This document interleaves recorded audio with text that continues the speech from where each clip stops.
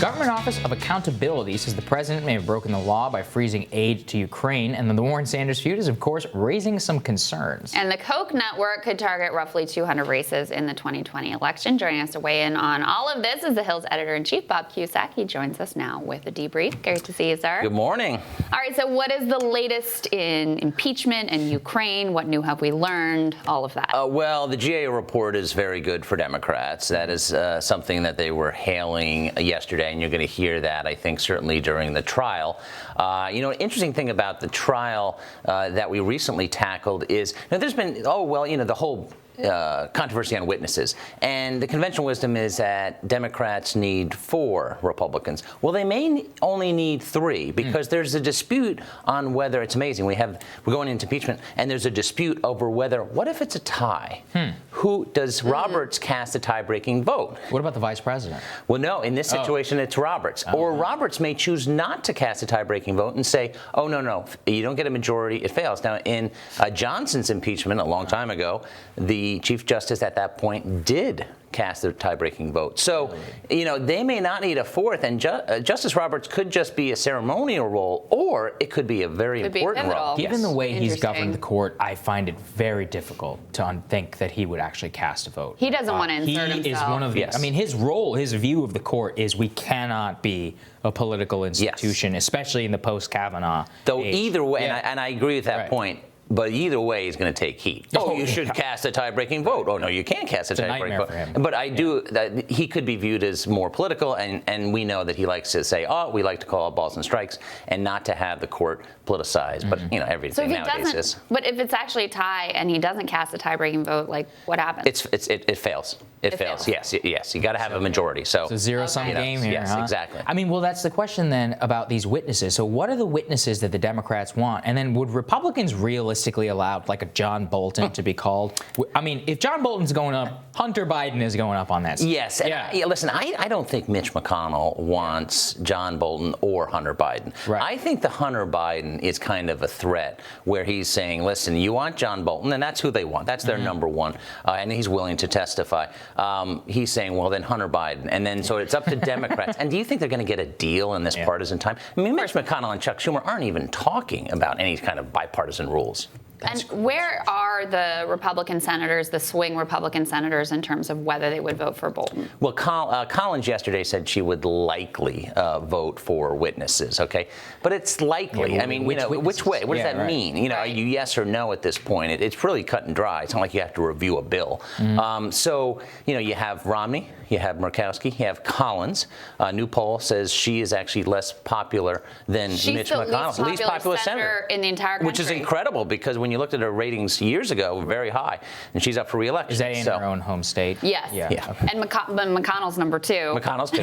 He's always usually he's been number 1. Yeah, it's a good rating for him. That's fascinating. Is impeachment really going to swing the voters in Maine? Is that what contributes to that? We talked to a Maine Senate candidate here. Yeah. He didn't even talk about impeachment or Kavanaugh. Members say that for the most part it does not come up. Right. But at the same time, like with Susan Collins, now are people going to remember, did she vote for witnesses or not? No. They're going to remember, did you vote to acquit the president or not?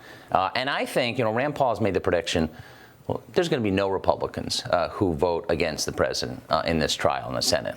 I think that's right. I don't think there's going to be any. I think Romney's probably on. Yeah, but you don't.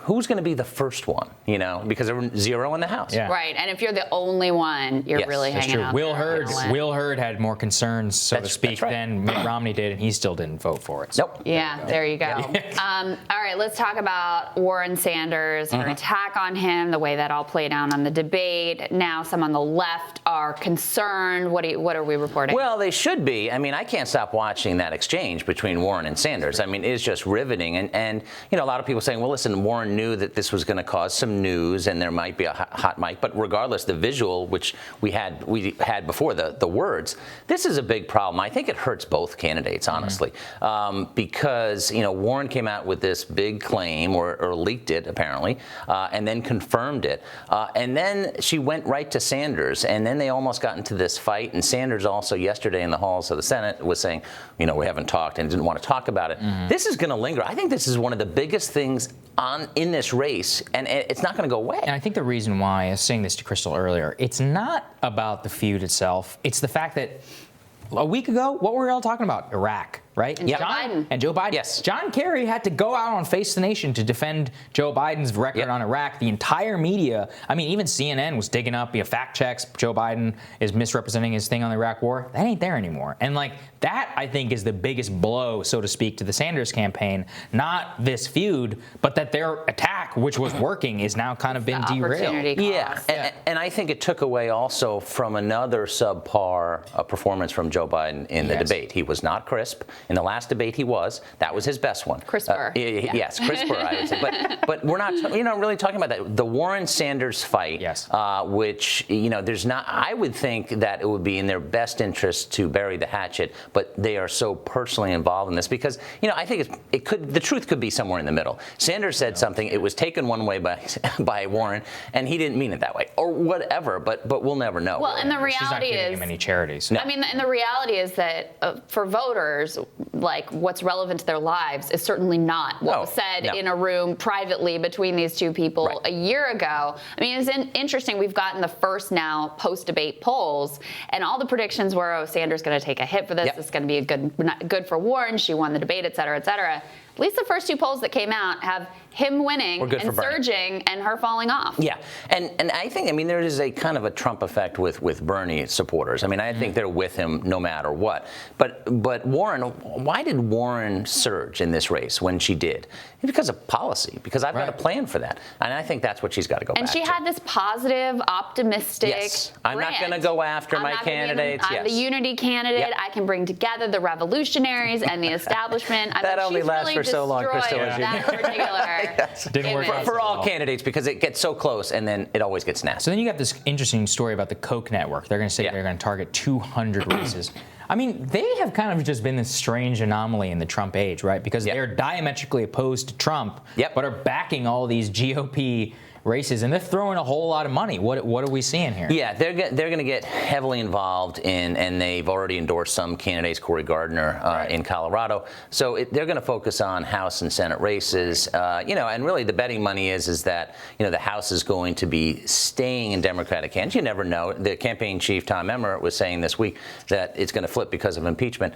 But the Senate is also an uphill battle for Democrats. Can they win the Senate? Yes. But it's interesting because this weird relationship between the Kochs and Trump, but they are sticking by conservatives in Congress, and they're putting a lot of money. Sticking by libertarians in Congress. So this is 100% Republicans. They're not crossed because there was some sort of bipartisan idea. We can work together on criminal justice reform and these other issues, but that's not the way. It seems like they'll support policies that are bipartisan, like criminal justice reform. But money-wise, you're going to see at least all, or at least most, going to Republicans. Yes, that estranged relationship is pretty fascinating. Makes sense. Follow the money. Indeed. All right, Bob. Thank you. Thanks, Bob. Thanks, guys.